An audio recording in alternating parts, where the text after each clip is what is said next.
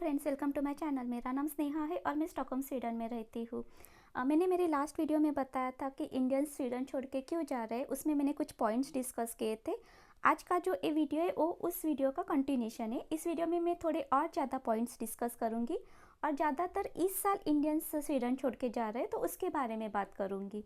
ये जो पॉइंट्स मैंने निकाले वो मैंने मेरे दोस्तों से, मेरे नेबर्स से, बहुत सारे लोगों से इसे डिस्कस करके निकाले और उनका जो कहना है उनको मैं यहाँ पे आपको बताती हूँ। तो मुझे बहुत सारे लोगों ने बताया है कि जो नंबर वन पॉइंट है जो ज़्यादातर इंडियन स्वीडन छोड़ के जा रहे हैं वो बिकॉज जो इमिग्रेशन लॉ है वो बहुत स्ट्रिक्ट कर दिया है। पहले जो इमिग्रेशन लॉ था वो बहुत लेनियंट था, बहुत ज़्यादा लोग आते थे। अभी जो नया लॉ किया है उसमें उन्होंने जो इंक्लूड किया है, अगर आपको परमानेंट रेसिडेंस चाहिए तो आपको एक स्टेबल इनकम होना चाहिए, आपको high proficiency of Swedish language आनी चाहिए, आप फाइनेंशियली अच्छे स्टेबल होने चाहिए और तो ये सारे पॉइंट्स, और आपकी सैलरी एक मिनिमम लेवल तक होनी चाहिए। तो ये सारे पॉइंट्स और इमिग्रेशन लॉ में इंक्लूड किए हैं। इसके वजह से जो भी जॉब से, जो शॉर्ट टर्म प्रोजेक्ट से या जो टेम्पोररी जॉब से वो एम्प्लॉयर निकाल नहीं पा रहे हैं ये सारे रूल आने के वजह से। और इसके वजह से ज़्यादातर इंडिया जो भी लोग शॉर्ट टर्म प्रोजेक्ट्स के लिए आते हैं या फिर टेम्पोररी जॉब के लिए आते वो आ नहीं पा रहे, तो और उनको मिल नहीं रहा है जो यहाँ पे है। तो वो एक वजह है कि जिसकी वजह से इंडियन स्वीडन छोड़ के जा रहे हैं। सेकंड जो बात मैं बताऊंगी कि यहाँ पे जो इंटरेस्ट रेट जो हम लोग पे करते जब हम लोग घर लेते या रेंट पे रहते, तो रेंट भी बढ़ गया है और इंटरेस्ट रेट भी बहुत बढ़ गया है। मुझे याद है कि जब हम लोग 2-3 साल पहले जब हम लोगों ने घर लिया था तो उस पर हम लोग जो इंटरेस्ट रेट पे कर रहे थे वो 1.39% कुछ था। और वो ओवर द 2 years अभी जो हम लोग करंटली जो इंटरेस्ट रेट पे कर रहे हैं वो 5% के अबो है।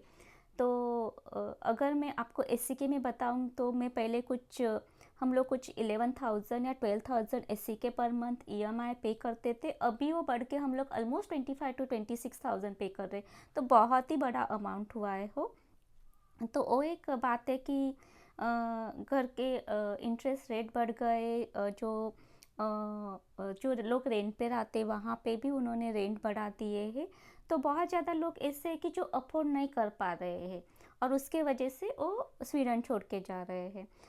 थर्ड पॉइंट में ये बताना चाहूँगी कि स्वीडन एक बहुत ही हाई टैक्स कंट्री है। यहाँ पे ऑलमोस्ट 35 to 40% टैक्स लेते हैं आपका सैलरी पे। और तो आपका सैलरी जो आता है बहुत इन हैंड कम आता है, आपका टैक्स डिडक्ट होके आता है और उसमें से आपको ईएमआई, आपके बाकी के हाउस होल्ड के लिए जो भी आइटम्स लगते, तो उसका सबका एक्चुअली एक हाई लिविंग कंट्री भी है, हाई लिविंग कॉस्ट है यहाँ पे। और मेन जो स्टॉकहोम एरिया है वहाँ पे बहुत ज़्यादा कॉस्ट है। तो वो बहुत सारे लोग ऐसे कि उनको वो अफोर्ड कर पाना बहुत ही डिफ़िकल्ट हो रहा है। इनफैक्ट एक पीरियड था, मैं और विवेक यहाँ पे हम दोनों ही बहुत अच्छे सैलरी पे, हम दोनों ही अच्छे ब्रैकेट में आते हैं स्वीडन के सैलरी को कंसिडर करें तो। बट बीच में एक टाइम था कि हम दोनों भी ऐसे पैसे के बारे में सोच रहे थे कि हाँ पैसा अभी कम लग रहा है, हम लोग ये अफोर्ड नहीं कर पा रहे, तो ऐसे बातें स्टार्ट हो रही थी।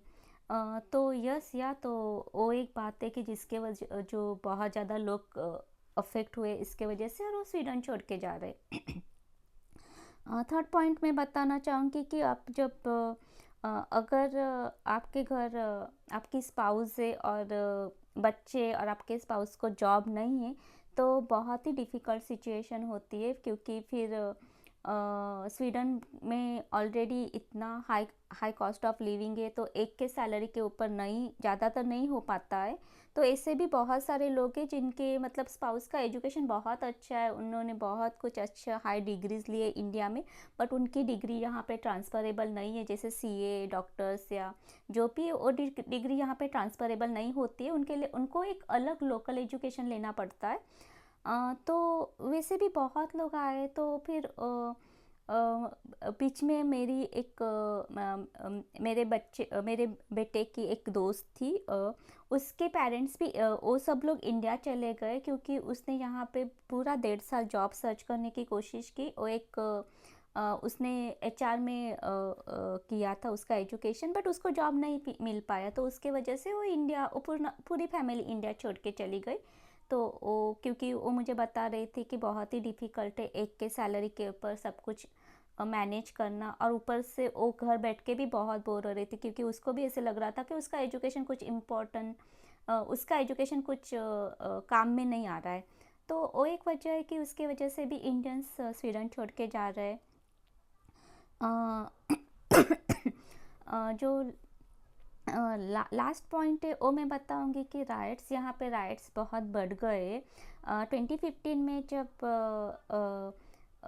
स्वीडन ने बहुत ज़्यादा असाइलम सीकर्स को लिया था, कुछ 1,63,000 का नंबर था, तभी से स्वीडिश गवर्नमेंट बहुत बर्डन पे, और तब जो क्राइम रेट था दैट वाज अराउंड 24%, और अभी वो अभी जो 1 डेकेड हो गया और जो क्राइम रेट है वो 5 to 6% बढ़ गया है।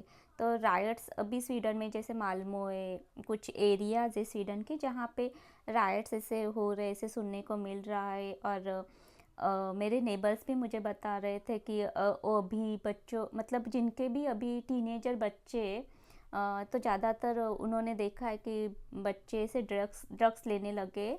तो मेरे नेबर से वो भी मुझे बता रही थी कि उसको बहुत डर लगता है कि उसके बच्चे को अकेले कहीं छोड़ के अकेले कहीं जाने को वो नहीं दे रही है उसको। वो इधर वो और उसके पति हमेशा उसके साथ रहते हैं। वो अगर कहीं पे भी जाता है कुछ फुटबॉल क्लास के लिए या स्कूल के लिए, तो वो सब बहुत चेंज हो गया है। तो ये सारी वजह है कि जिसके वजह से इंडियन से वो स्वीडन छोड़ के जा रहे हैं।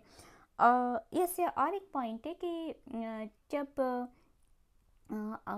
ज़्यादातर लोग अभी यूएस, कनाडा और ऑस्ट्रेलिया कंसिडर कर रहे हैं, और उसकी वजह है कि वहाँ पे लैंग्वेज का कुछ बैरियर नहीं है, वहाँ पे सैलरी भी बहुत ज़्यादा है, और वहाँ पे जो टैक्स सिस्टम है वो फेवरेबल है। तो ज़्यादातर लोग, मतलब सब इंडिया ही जा रहे ऐसा नहीं है, तो कुछ लोग जो भी यहाँ पे स्वीडन में इंडियंस है वो दूसरी कंट्रीज़ भी कंसिडर कर रहे हैं। मेरे थोड़े से दोस्त थे जो मुझे बोल रहे थे कि वो जर्मनी भी कंसिडर कर रहे हैं, क्योंकि जर्मनी में अभी जो इमिग्रेशन लॉ आया है वो बहुत ही अच्छा है, और बहुत इससे जो हाई स्किल लेबर्स है उनको अट्रैक्ट कर रहा है। तो यस, यहाँ मुझे लगता है कि ये सारे पॉइंट्स है जिसके वजह से इंडियंस स्वीडन छोड़ के जा रहे हैं। अगर आप इंडियन हो और अगर आप स्वीडन में रहते हो और आपके पास कुछ और पॉइंट्स है, तो आप नीचे वो कमेंट्स में लिख सकते हैं। आई होप आपको इस वीडियो से कुछ इन्फॉर्मेशन मिली होगी। तो मिलते हैं मेरे नेक्स्ट वीडियो में। हाय दो, विशेष नाट।